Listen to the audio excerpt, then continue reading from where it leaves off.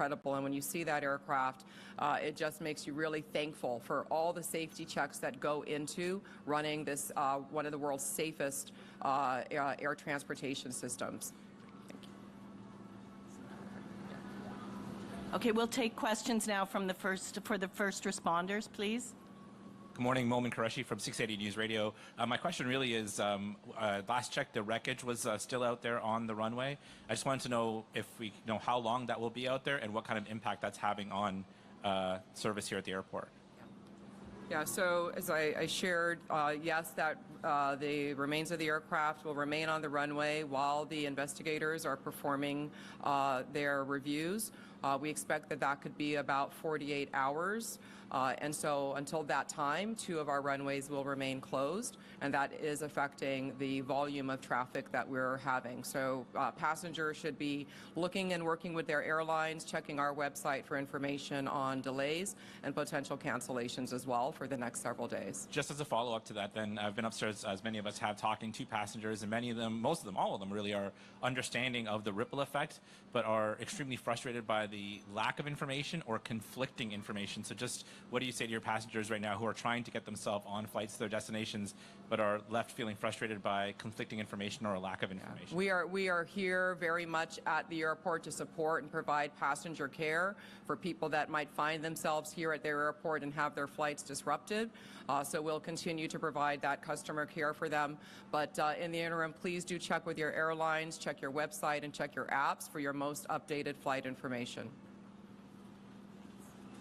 Thank you. We'll move now to questions to the responders. Thank you. Yeah, sure. It's Shauna with City News. Can you talk a little bit about the response, how long it took fire trucks to get to the plane, and can you talk a little bit about the flame that we saw in the video and the smoke, and, you know, was it easy to put out? And just really take us through the response. All right, Todd. Yeah, thank you for the question. The actual time, it was a very quick response from Toronto Pearson Fire Emergency Services. Upon arrival, the crew did witness spot fires. They were able to quickly knock down the spot fires using the aircraft rescue firefighting apparatus. Once the fires were knocked down, the crews did make entry and perform primary search and rescue. The passengers were all evacuated, and then they were taken to a secondary location at Station 2 for triage with our mutual aid partners. Just a quick follow-up. Can you describe what it was like? Because we've seen videos of the passengers hanging upside down in their seatbelts. Can you maybe just describe what it was like to get these people, you know, hanging, cut down, and out of the plane? I believe that most of the passengers self-evacuated at that time, and upon arrival, they were being escorted to a second location.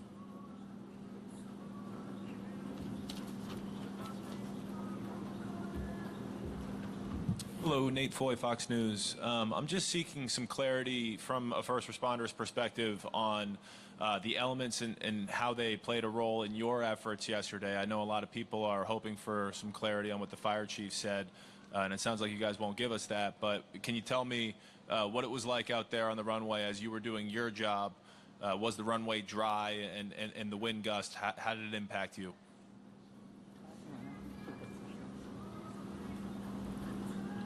And like we mentioned, it's very early to make any conclusions. I know I provided a little bit of information yesterday for transparency. Today, now we have an active investigation.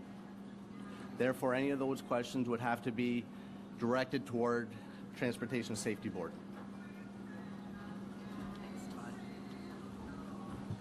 Hi there, Karen Lieberman with Global News. Besides the chief, I just wondered if any of the other first responders can speak to their own experiences and what you found and how you cared for some of these passengers. Sure. Mark? Thank you for the question. Mark Andrews, Deputy Chief of Peel Regional Police. I'd like to, before I answer the question, I'd like to say that our thoughts and prayers are with the 76 crew members and 4 passengers and their families that were impacted by yesterday's events, which fortunately had the best possible outcome for all of us. our response as Peel Regional Police, we're the police of jurisdiction. We have a really robust presence here at the airport. We actually have a fully functioning division with 100 officers and civilians located. We have a presence on the public side and the private side. So we were able to respond in a very timely fashion along with our first responder partners.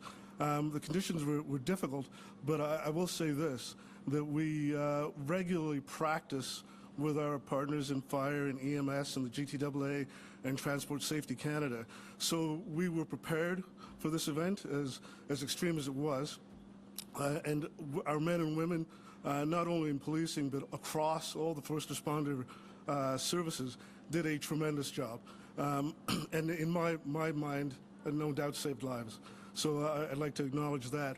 There was some impact, on the police of jurisdiction being ourselves, not only here at the airport, because as you can imagine, we don't have surge capacity to deal with something like this the way they do in the private industry.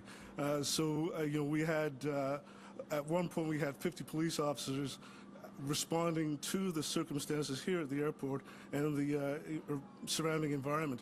What I'd like to do is thank our partners at the OPP, Commissioner Tom Creek and Chief Marion Demke, because they supported us through the aftermath of the incident by sending officers to support both of our public divisions, 11 and 12 Division in Mississauga.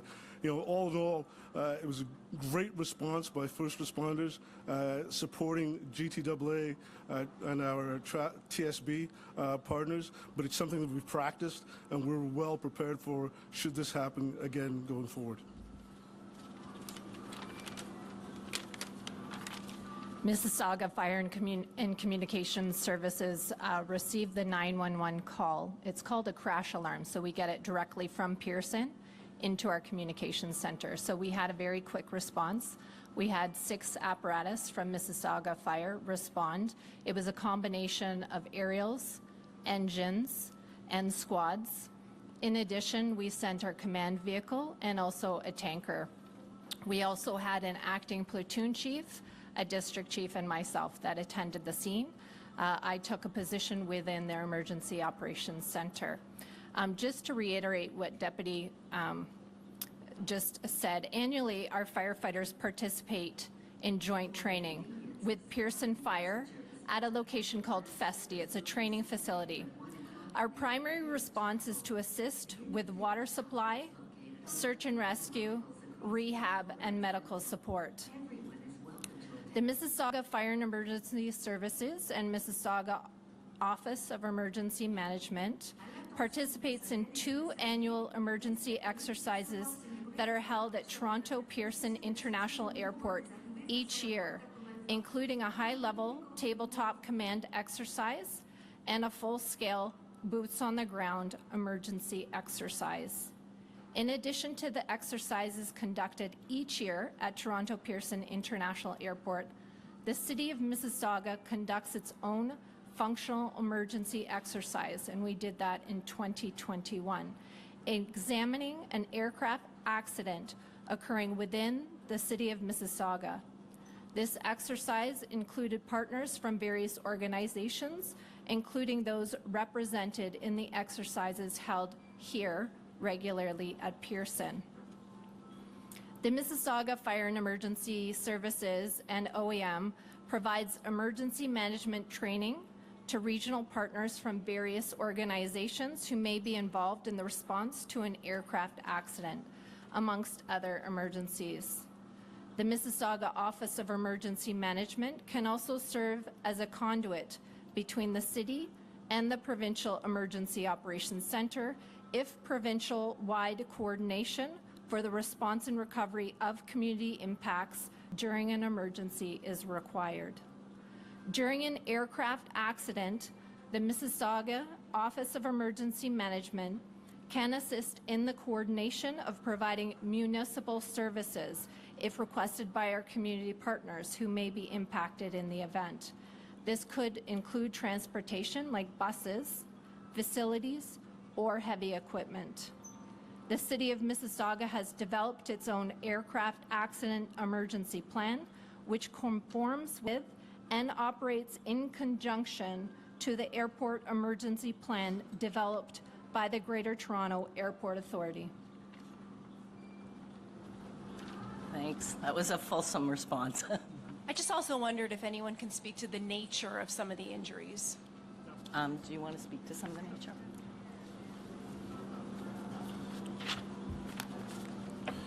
Good afternoon. My name is Corey Takach. I'm a commander of operations within Peel Regional Paramedic Services.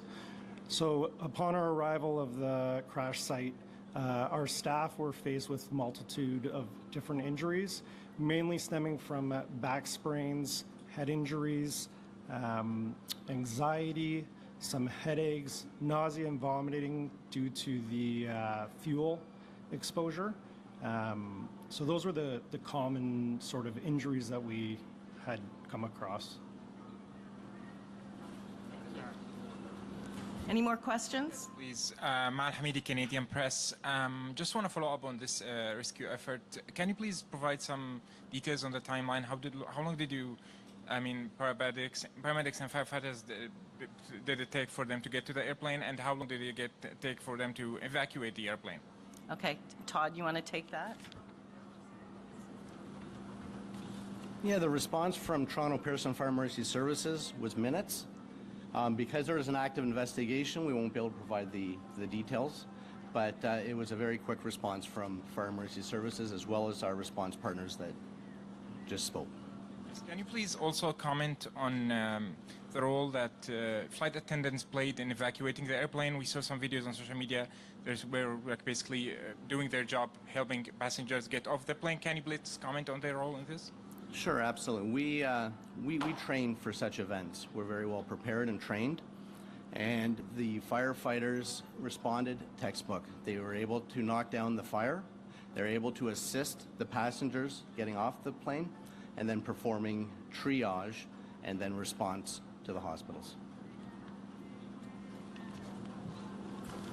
Thank you. Next question. Hi, I'm Alex Miller with Scripps News.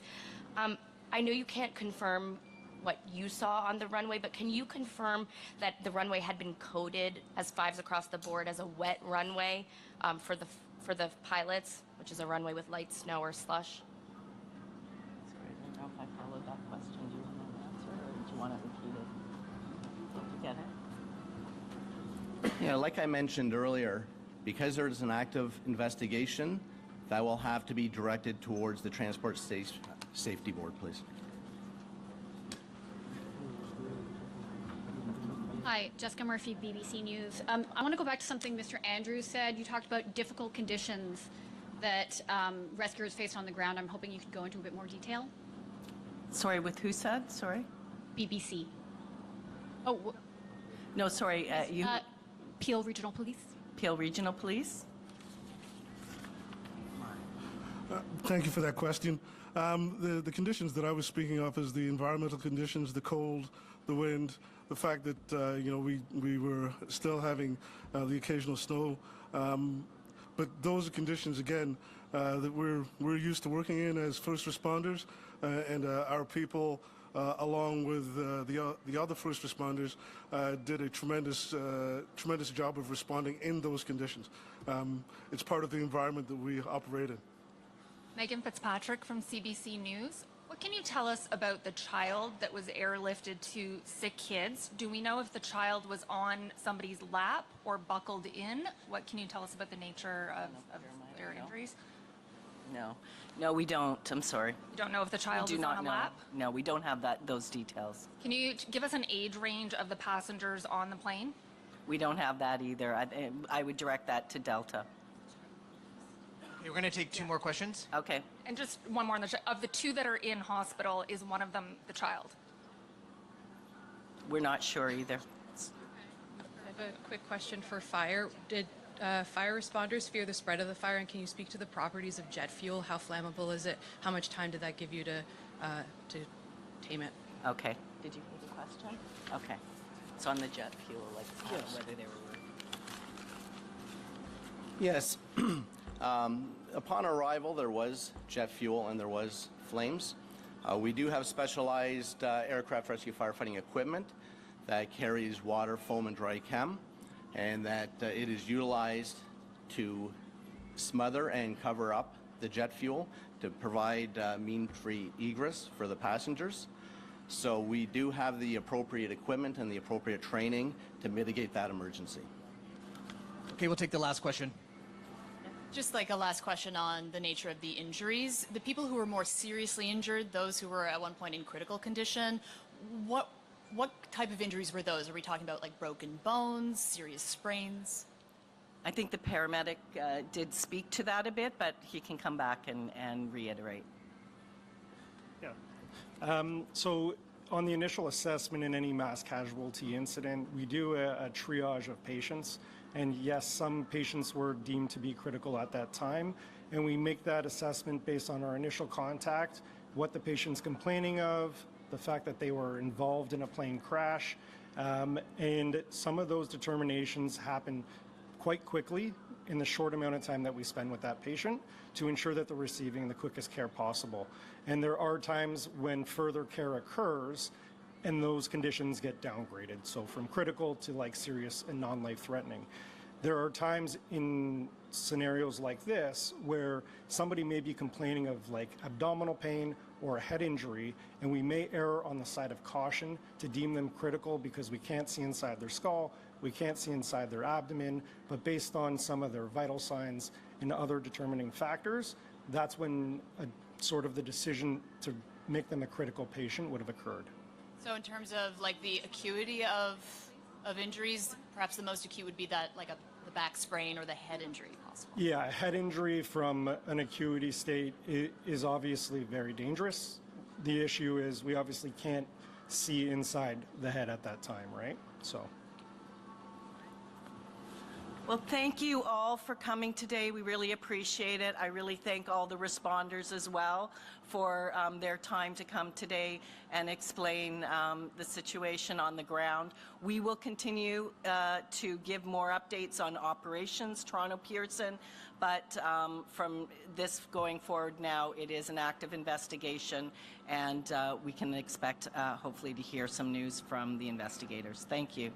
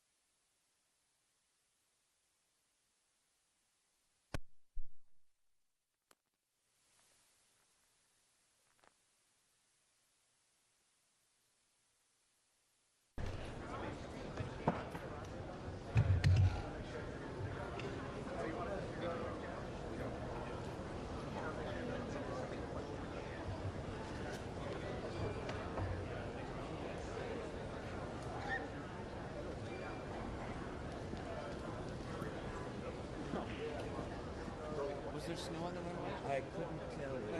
I know. Did you see them like they're Oh yeah. Who wants to take that? We should do a segment of our story where we just talk to American media.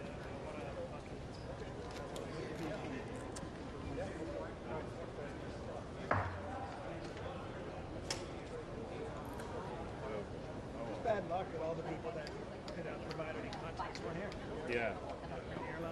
Where can I get one? Where can I get a shirt like that?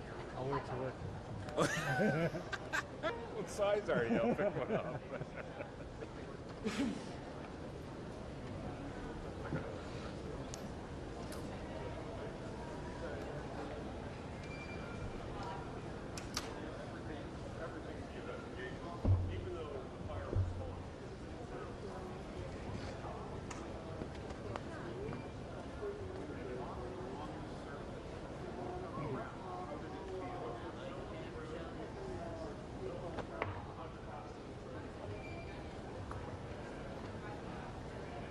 The worst press conference I've ever. This. Yeah. Oh no, you should have been here last night. Last night it was two statements. It was basically a big fight. This was the same thing. At least he answered questions, but the questions he answered now, they easily could have answered last night. Of course. What's the difference in 12 hours, really? What's that? This. That's the whole. It's just. It's terrible.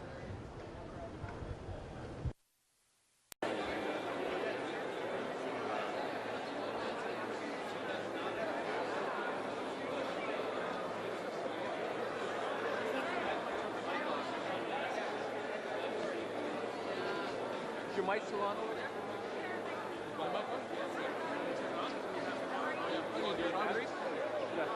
Yeah. Yeah.